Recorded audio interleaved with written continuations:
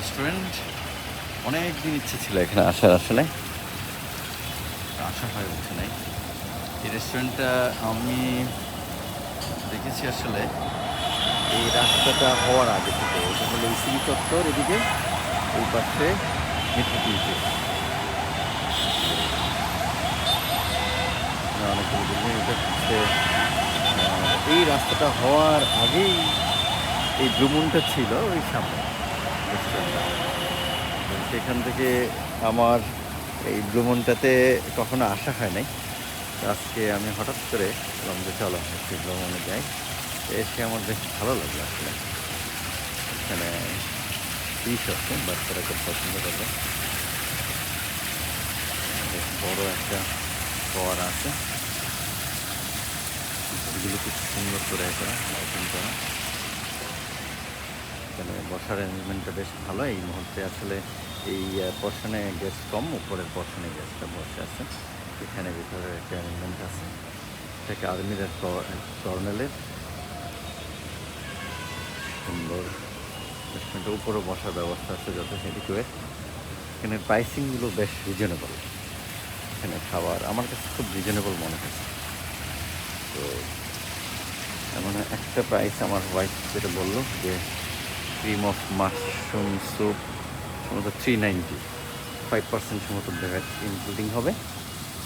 এই হচ্ছে হ্যাঁ,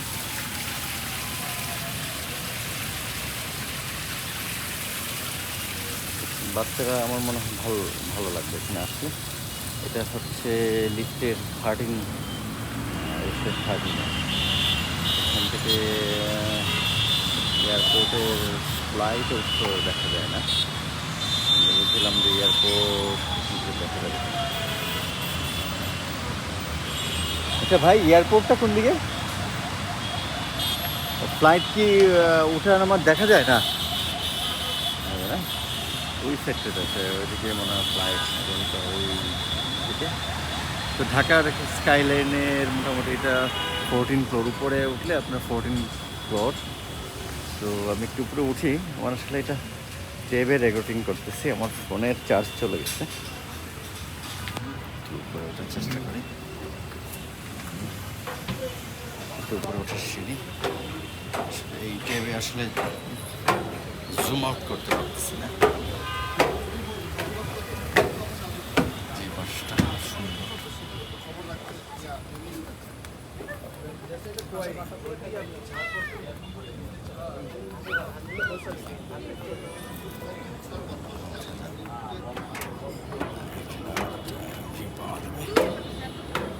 এখানে বসার ব্যবস্থা আছে সুন্দর।